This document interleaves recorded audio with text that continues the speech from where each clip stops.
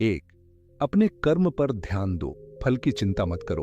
भगवान श्री कृष्ण ने अर्जुन से कहा कि इंसान को सिर्फ अपने कर्म करने का अधिकार है, उसके फल पर नहीं।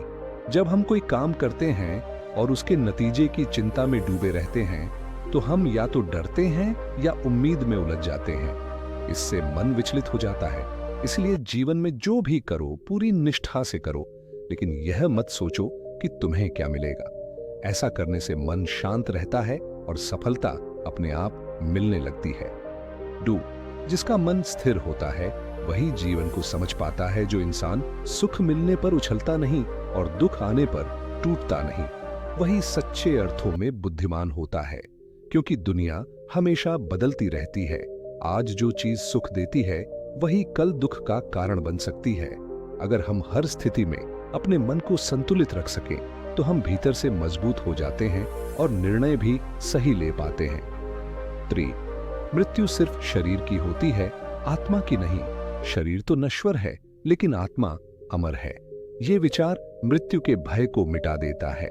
श्री कृष्ण ने कहा कि शरीर तो एक वस्त्र की तरह है जो समय आने पर बदल जाता है, लेकिन आत्मा न कभी जन्म लेती है न ही कभी मरती है। इसलिए अपनों की मृत्यु का शोक करने की बजाय हमें उनकी आत्मा की अमरता को समझना चाहिए। 4, लालच, गुस्सा और मोह, ये 3 सबसे बड़े दुश्मन हैं। श्री कृष्ण ने बताया कि इंसान का सबसे बड़ा शत्रु बाहर नहीं बल्कि उसके भीतर होता है। जब हम किसी चीज को पाने के लिए लालच में अंधे हो जाते हैं, जब क्रोध में अपना नियंत्रण खो बैठते हैं, या जब मोह में उलझकर गलत निर्णय लेते हैं, तब हम स्वयं अपना विनाश कर बैठते हैं। इनसे छुटकारा पाने के लिए हमें विवेक और संयम की आवश्यकता होती है। 5, भक्ति और विश्वास से भगवान को पाया जा सकता है।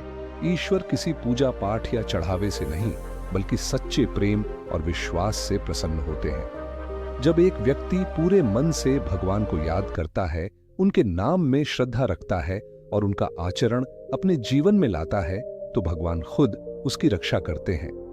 ये विचार बताता है कि सच्चे भक्ति का मतलब केवल मंत्र जाप नहीं बल्कि आचरण और भावना है। 6, ज्ञान सबसे बड़ी दौलत है। दुनिया की हर दौलत नष्ट हो सकती है, लेकिन जो ज्ञान है वह सदा आपके साथ रहता है। जब हम सही और गलत में फर्क समझने लगते हैं, जब हम आत्मा और शरीर का भेद समझते हैं, तभी हम जीवन को गहराई से जान पाते हैं और यही ज्ञान हमें दुखों से मुक्ति की ओर ले जाता है। 7, डगमगाता मन जीवन का सबसे बड़ा संकट है। जिस व्यक्ति के भीतर संदेह होता है, वह कभी भी किसी निर्णय पर टिक नहीं पाता। वह न तो दुनिया को समझ पाता है न खुद को। श्री कृष्ण ने स्पष्ट कहा कि एक उलझा हुआ मन इंसान को बर्बादी की ओर ले जाता है। इसीलिए मन को स्पष्ट और स्थिर बनाना जरूरी है। 8, हर स्थिति को भगवान की योजना मानो। भगवत गीता यह सिखाती है कि जो हुआ वो भी किसी कारण से हुआ, जो हो रहा है वह भी जरूरी है, और जो होगा वह भी भगवान की मर्जी से ही होगा। इस विचार को समझ लेने पर हम दुखों से परेशान नहीं होते, क्योंकि हमें यह एहसास हो जाता है कि हम भगवान की योजना का एक छोटा हिस्सा है। 9, स्वधर्म का पालन ही सच्चा जीवन है। हर व्यक्ति का एक कर्तव्य होता है, पिता का, पुत्र का, नागरिक का, योद्धा का। अपने धर्म से भागना कभी भी सही नहीं होता। श्री कृष्ण ने अर्जुन से कहा कि अगर कोई अपने कर्तव्य से डरकर पीछे हटता है, तो वह कभी सम्मान या शांति नहीं पा सकता। 10, परिवर्तन जीवन का नियम है। इस दुनिया में कुछ भी स्थायी नहीं है, न सुख, न दुख, न यश, न अपयश। हमें किसी भी स्थिति को अंतिम नहीं मानना चाहिए। जिस तरह ऋतुएं बदलती हैं, उसी तरह जीवन में परिस्थितियां बदलती हैं। अगर हम इस बदलाव को सहजता से स्वीकार करना सीख लें, तो जीवन बहुत सरल और शांत हो सकता है। कथा, राजा और साधु, श्रेष्ठ विचारों की खोज। बहुत समय पहले की बात है। हिमालय की गोद में बसा एक समृद्ध राज्य था, आनंदपुर। वहां के राजा धर्मसेन न्यायप्रिय, बुद्धिमान और प्रजापालक थे, परंतु एक प्रश्न ने उन्हें भीतर तक झकझोर रखा था। एक दिन उन्होंने अपने महामंत्री से कहा, मैंने राज्य, वैभव, युद्ध और न्याय सब कुछ देखा है, लेकिन मुझे जीवन के श्रेष्ठ विचारों की सच्ची समझ चाहिए, जो मनुष्य को ऊंचा बना दे, भीतर से शुद्ध कर दे। महामंत्री बोला, राजन, इन उत्तरों के लिए आपको महाजनों और तपस्वियों से मिलना होगा। राजा ने निर्णय लिया। वे अपना सिंहासन पुत्र को सौंपकर सच्चे विचारों की खोज में निकलेंगे। अध्याय 1। अहंकार की राख पहाड़ों में एक प्राचीन आश्रम मिला। वहां एक वृद्ध साधु तप कर रहे थे।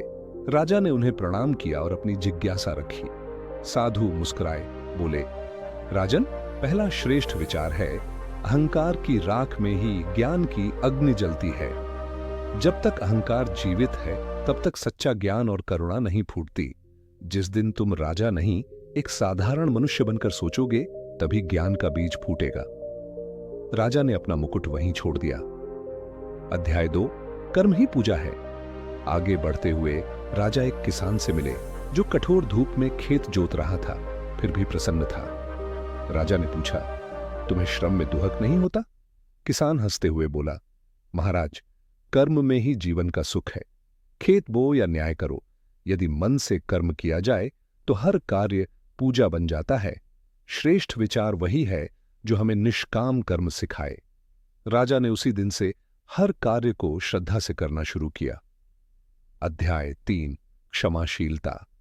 सबसे बड़ी वीरता है। एक दिन जंगल में राजा की भेंट एक डाकू से हुई। डाकू ने पहले उन्हें बंदी बनाया, पर जब राजा ने शांति से एक धर्म की रक्षा करो, धर्म तुम्हारी रक्षा करेगा, धर्मो रक्षति रक्षितः। जब मनुष्य अपने आचरण और कर्मों में धर्म का पालन करता है, सत्य, करुणा, न्याय और कर्तव्य को नहीं त्यागता, तो वही धर्म एक कवच बनकर उसकी रक्षा करता है। धर्म कोई पूजा पाठ मात्र नहीं, बल्कि सही समय पर सही निर्णय लेना, न्याय करना और पीड़ित की सहायता करना ही सच्चा धर्म है। युद्ध भूमि में अर्जुन को जब मोह ने घेरा तो श्री कृष्ण ने उसे याद दिलाया कि उसका क्षत्रिय धर्म युद्ध करना है, यही उसका कर्तव्य है। 2। अहंकार से विनाश निश्चित है। दुर्योधन, कर्ण, भीष्म, द्रोण सभी ने अपने अपने स्थानों पर महान कार्य किए थे, परंतु जब उनका अहंकार, मोह या पक्षपात बढ़ा तो वही उनके पतन का कारण बना। दुर्योधन के अहंकार ने उसे विनाश के मार्ग पर ले जाया। उसने समय रहते क्षमा और समाधान का मार्ग नहीं अपनाया। यह सिखाता है कि जब हम अपनी शक्ति या पद पर गर्व करते हैं और उसे दूसरों के विरुद्ध प्रयोग करते हैं तो अंत में हार हमारी ही होती है। 3। कर्म प्रधान है। फल की चिंता मत करो, कर्मण्येवाधिकारस्ते मां फलेषु कदाचन। भगवद गीता से। श्री कृष्ण का यह उपदेश अर्जुन को ही नहीं, संपूर्ण मानवता को है। हमें सिर्फ अपने कर्तव्य को ईमानदारी, निष्ठा और समर्पण से निभाना चाहिए। फल की चिंता या लोभ मन में विकार लाता है। जैसे किसान बीज बोता है, परंतु वर्षा, धूप और भूमि की उर्वरता उसके हाथ में नहीं, वैसे ही मनुष्य को अपने प्रयास करते रहना चाहिए, परिणाम अपने आप आएगा। 4। मित्रता निस्वार्थ